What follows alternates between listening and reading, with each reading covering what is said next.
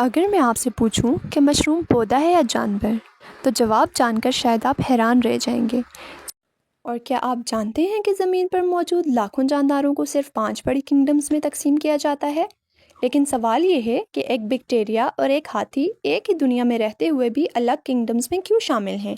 आज की वीडियो में हम जानेंगे 5 किंगडम क्लासिफिकेशन का हैरत अंगेज़ निज़ाम, जो साइंसदानों को ज़िंदगी की बेशुमार अक़साम को समझने में मदद देता है।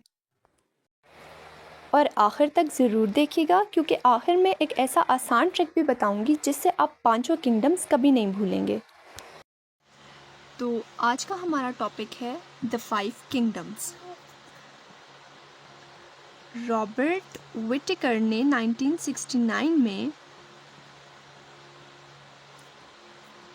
जितने भी लिविंग ऑर्गेनिजम्स हैं उनको 5 किंगडम्स में क्लासिफाई किया था, और इस सिस्टम को the 5 kingdom system of classification कहते हैं।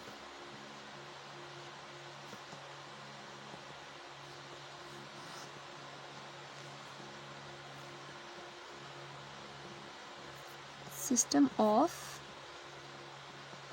क्लासिफिकेशन। अब ये 5 किंगडम्स कौन कौन सी हैं? फर्स्ट वन आपके पास आ जाता है प्रोकैरियोटा। सेकंड आपके पास आ जाता है प्रोटोक्टिस्टा। थर्ड वन आपके पास आ जाता है जी किंगडम फंजाई। फोर्थ वन आ जाता है किंगडम प्लांटी। और फिफ्थ आपके पास आ जाता है किंगडम एनिमेलिया। तो जो फर्स्ट किंगडम हमारे पास आ जाती है वो है किंगडम प्रोकैरियोटा, ठीक है। अब इसमें जितने भी ऑर्गेनिजम्स हैं वो सारे के सारे यूनिसेलुलर ऑर्गेनिजम्स हैं। यूनिसेलुलर मीन्स कि वो ऑर्गेनिजम्स जो सिंगल सेल से बने होते हैं, प्लस इसमें सारे के सारे माइक्रोस्कोपिक ऑर्गेनिजम्स आ जाते हैं। अब माइक्रोस्कोपिक ऑर्गेनिजम्स वो होते हैं जिनका साइज़ जो है वो बहुत ज़्यादा छोटा होता है और वे सिर्फ माइक्रोस्कोप के अंदर जो है विजिबल होते हैं, ठीक है। अब ये जो ऑर्गेनिजम्स हैं इनका नो मेम्ब्रेन बाउंडेड न्यूक्लियस होता है, मतलब इनका जो न्यूक्लियस होता है उसके ऊपर कोई भी मेम्ब्रेन नहीं होती, प्लस इनके अंदर जितनी भी ऑर्गेनेल्स हैं वो एब्सेंट होती हैं, ठीक है। अब ऑर्गेनेल्स में क्या क्या आ जाता है? आपका एंडोप्लाज्मिक रेटिकुलम आ जाता है, गोल्जी बॉडीज़ आ जाती हैं, माइटोकॉन्ड्रिया आ जाता है, इसके अलावा राइबोसोम्स और जितनी भी सेल ऑर्गेनेल्स हैं वो इसके अंदर एब्सेंट होती हैं। अब जो किंगडम प्रोकैरियोटा के अंदर जितने भी ऑर्गेनिजम्स आते हैं उनकी सेल वॉल बनी होती है म्यूरिन से। फॉर एग्जाम्पल, अब किंगडम प्रोकैरियोटा में कौन कौन से ऑर्गेनिजम्स आते हैं? Bacteria and cyanobacteria.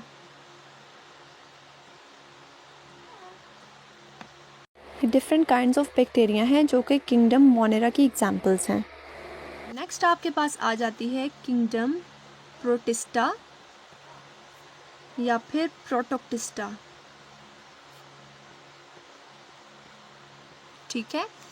अब इसके अंदर जितने भी ऑर्गेनिजम्स हैं वो सारे यूकैरियोटिक ऑर्गेनिजम्स आ जाते हैं, ठीक है। यूकैरियोटिक ऑर्गेनिजम्स आ जाते हैं और जो कि स्मॉल इन साइज होते हैं, ठीक है। किंगडम प्रोटिस्टा में कौन से ऑर्गेनिजम्स आ जाते हैं? जो कि यूकैरियोटिक हैं एंड स्मॉल इन साइज होते हैं, ठीक है। और बाकी यूकैरियोटिक किंगडम्स के जितने भी ऑर्गेनिजम्स हैं उनसे डिफरेंट हैं, ठीक है, उनसे डिफरेंट आ जाते हैं। अब नेक्स्ट क्या है हमारे पास कि इनका हैबिटेट क्या है? तो जो किंगडम प्रोटिस्टा के मेंबर्स हैं उनका हैबिटेट है एक्वाटिक हैबिटेट। अब इसकी एग्जांपल्स देख लेते हैं। फॉर एग्जांपल आपके पास आ जाता है एल्गी,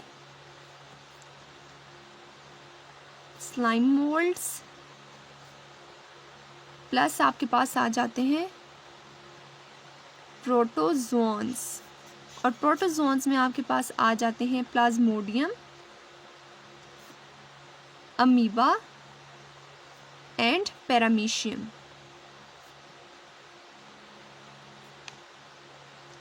इमेज में आप देख सकते हैं स्लाइम मोल्ड भी है, अमीबा भी है, यूग्लिना भी है, पैरामीशियम भी है, डायटॉम्स भी है, मैक्रोएल्जी भी है। ठीक है, आपके पास आ जाती है किंगडम फंजाई।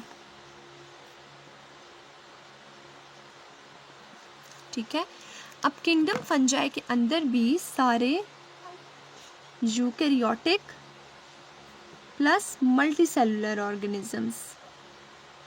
अब मल्टीसेलुलर ऑर्गेनिजम्स क्या हैं कि जो मोर देन वन सेल से मिलके बने हुए होते हैं। किंगडम फंजाई के अंदर जितने भी ऑर्गेनिजम्स आते हैं उनकी सेल वॉल मिलके बनी हुई होती है काइटिन से, और काइटिन क्या है, एक आपके पास पॉलीसैकेराइड है। अब इनके पास कोई भी क्लोरोप्लास्ट नहीं होता, इट मीन्स कि इनके अंदर क्लोरोप्लास्ट एब्सेंट होता है।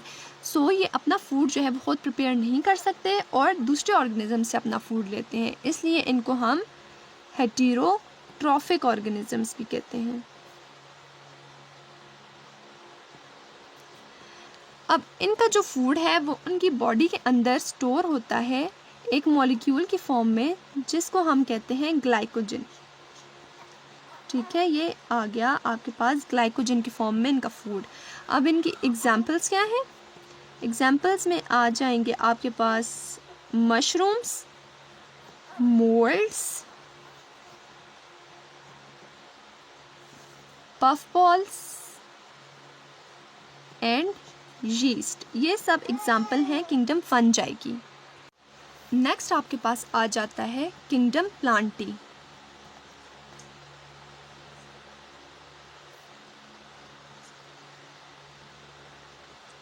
ठीक है, अब हम देख लेते हैं किंगडम प्लांटी को कि इस किंगडम के अंदर जो है वो सारे के सारे मल्टीसेलुलर ऑर्गेनिजम्स। ठीक है, कौन कौन से ऑर्गेनिजम्स हैं? Multicellular organisms and eukaryotic organisms. अब किंगडम प्लांटी के जो मेंबर्स हैं वो सारे के सारे क्या हैं? ऑटोट्रॉफिक। इट मीन्स कि ये अपनी फूड जो है वो खुद प्रिपेयर करते हैं। ठीक है, और किंगडम प्लांटी के मेंबर्स की सेल वॉल बनी हुई होती है सेलुलोज से, और इनमें जो होता है वो जो फूड होता है वो ये फूड अपना स्टोर करते हैं स्टार्च की फॉर्म में।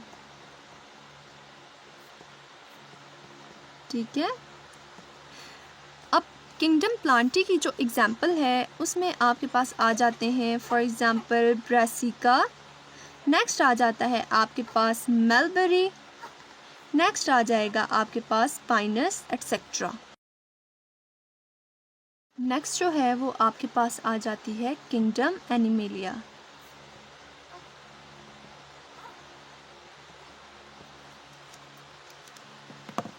अब इस किंगडम में जितने भी ऑर्गेनिजम्स हैं वो सारे मल्टीसेलुलर ऑर्गेनिजम्स हैं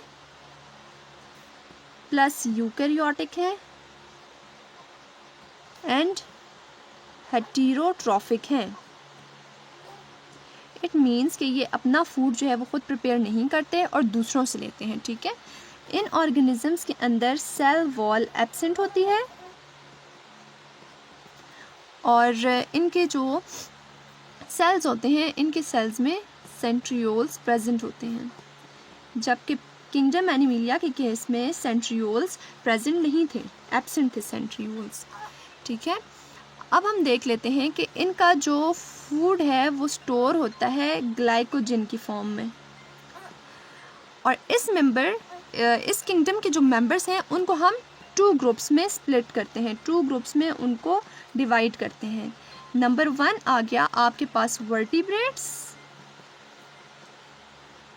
ठीक है, और सेकंड ग्रुप आपके पास आ गया इनवर्टिब्रेट्स।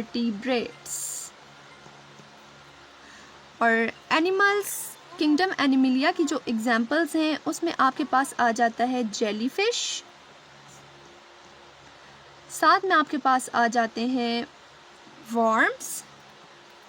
ठीक है, प्लस इंसेक्ट्स, बर्ड्स, उसके अलावा आ जाते हैं रेप्टाइल्स एट्सेट्रा। ओके जी, नेक्स्ट हम देख लेते हैं comparison between 2 kingdom and 5 kingdom system of classification.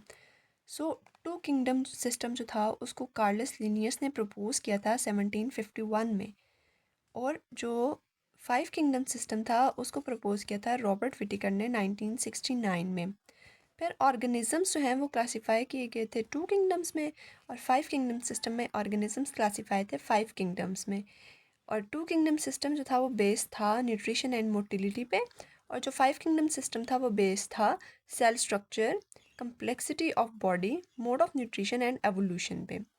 फिर उसके बाद नेक्स्ट आ जाता है आपके पास कि the placement of organism like euglena, bacteria, fungi in Plantae is questionable due to certain reasons.